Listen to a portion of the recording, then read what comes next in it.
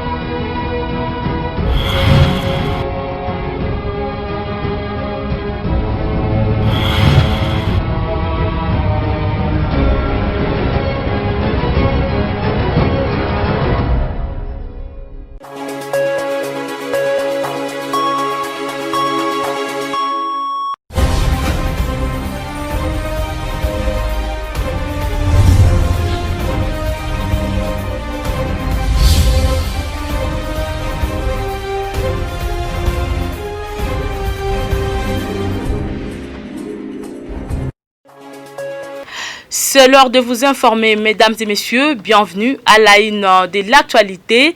La population de Sangué, dans la plaine de la Ruzizi, lance un cri d'alarme au gouvernement central afin d'appuyer le gouvernement provincial en toute urgence en débloquant des fonds pour que le pont jeté sur la rivière Sangué soit réhabilité.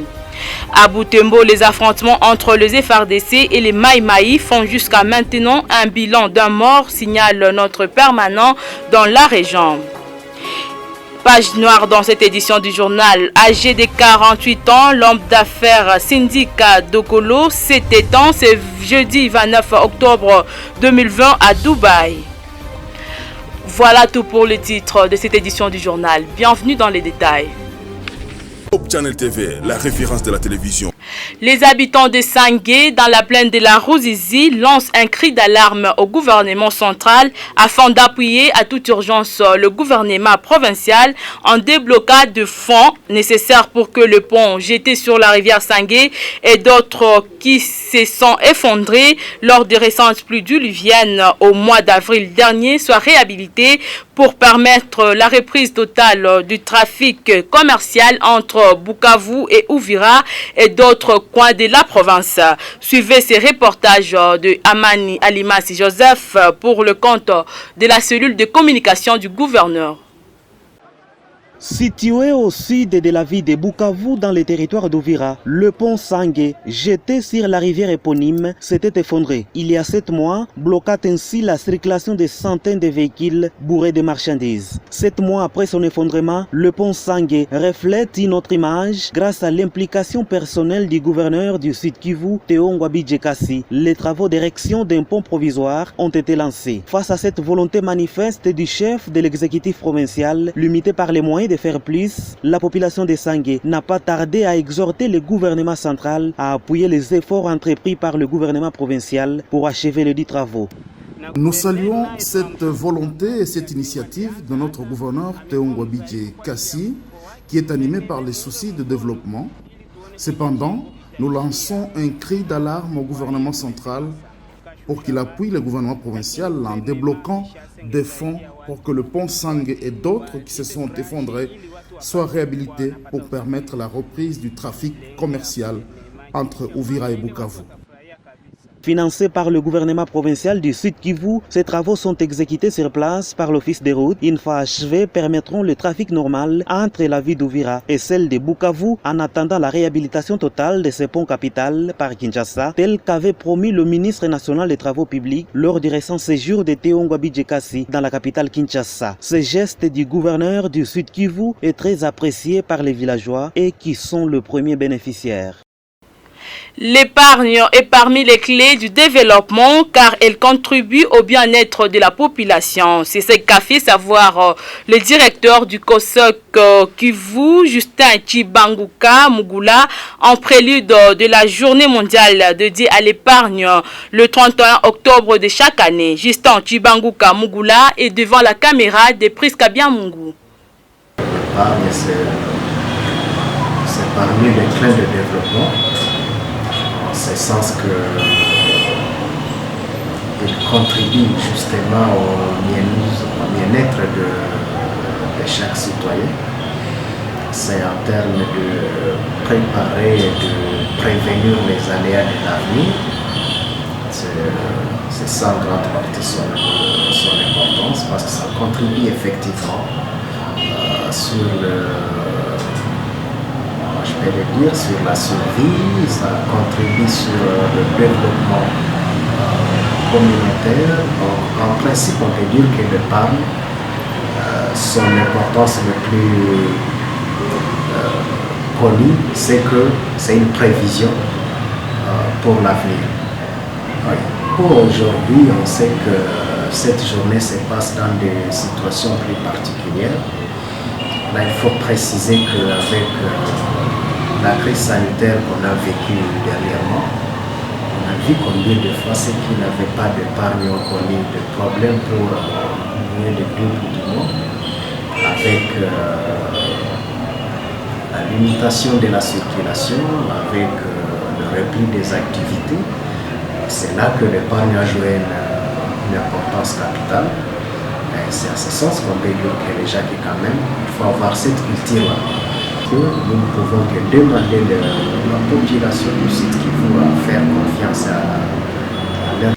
L'archevêque Muzirwa est mort après avoir déplacé les sœurs d'origine rwandaise de Mouressa dans le territoire des Kabaré jusqu'au collège Alpha-Djiri. Ces témoignages est du père Franco Bordignon de la congrégation de pères xavériens et amis proches du fait Christophe Muzirwa à marge de la 24e anniversaire de l'assassinat de l'ex-archevêque de Bukavu. Loin de là, les témoins reconnaissent qu'avant de sauver la vie des sœurs, le feu Christophe Muzirwa a d'abord ouvert la route à la caravane des consuls européens qui étaient arrêtés au niveau de Kazingo, qui voulaient quitter la ville. Franco Bordignon, ici interrogé par Janvier Baraïga. On a mangé ensemble les dernières heures, donc avant qu'il commence la conférence ici, à 13h, il était chez nous à la maison régionale avec M.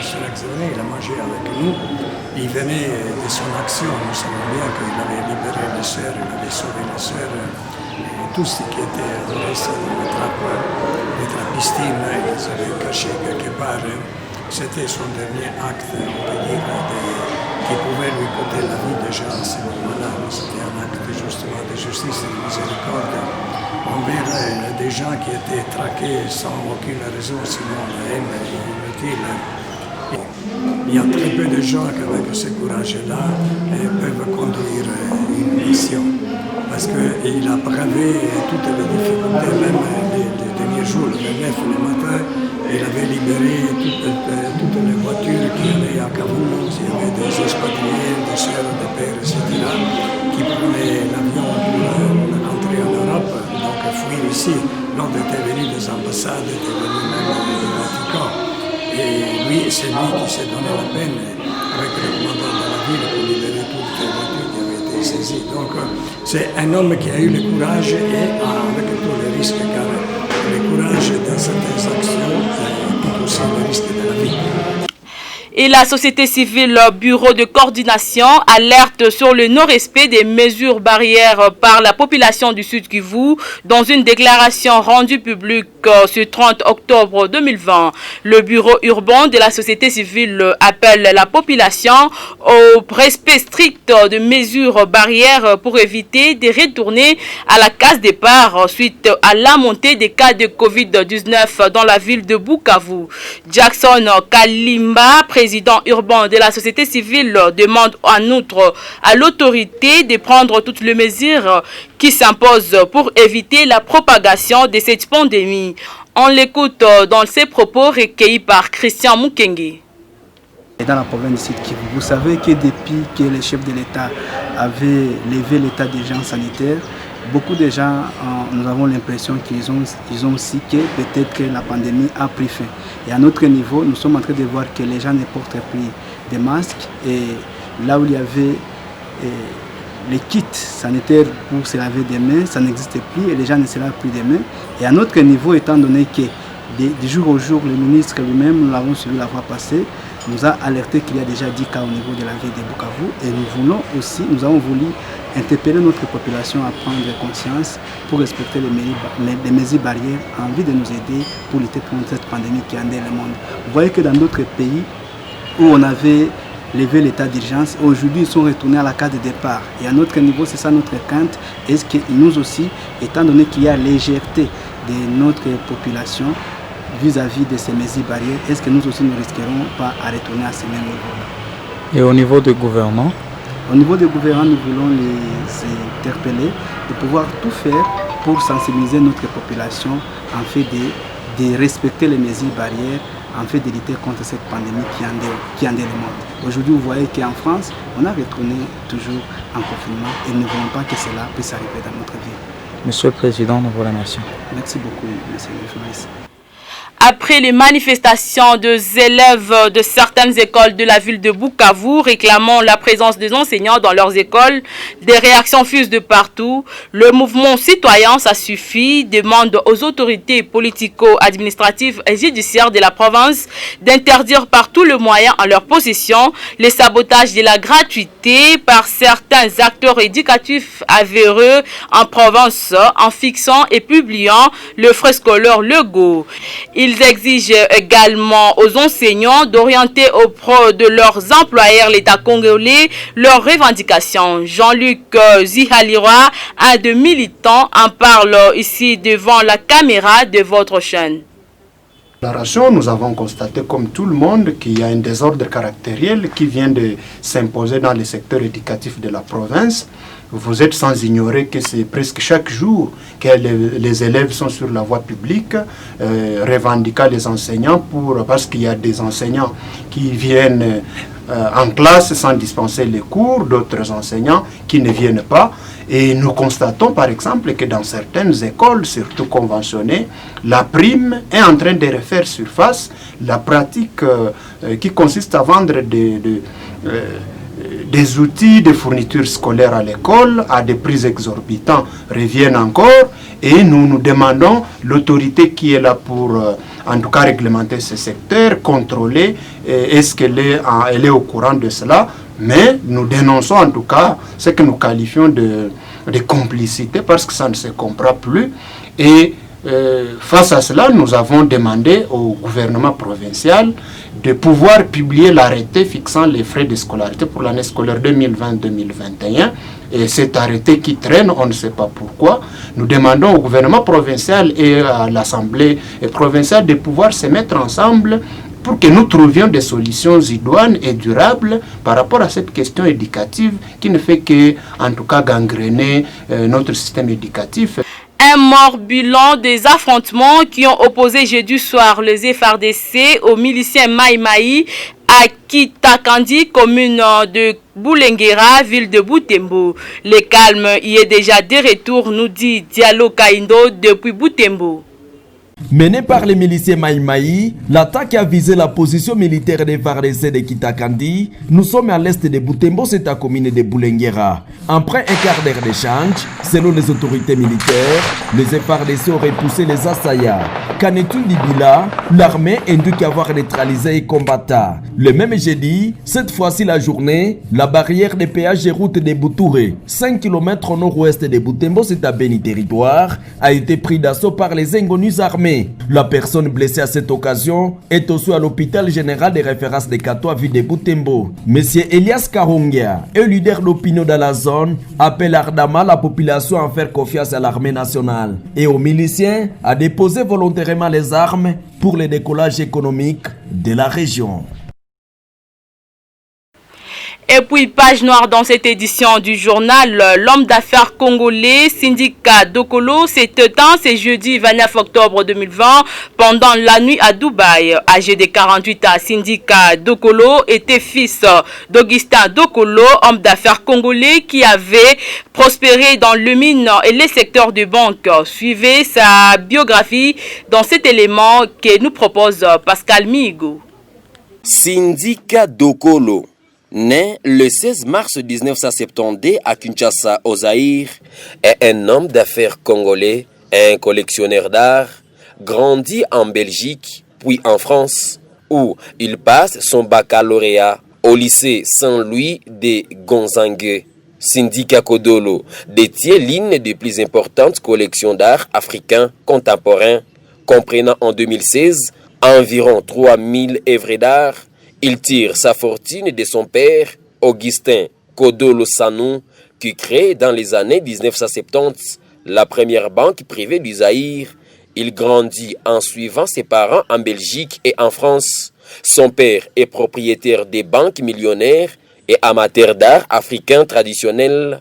Sa mère, Anne Cruz, est d'origine danoise. Après son bac, il étudie l'économie, le commerce et les langues étrangères à l'université Pierre et Marie Curie, Paris.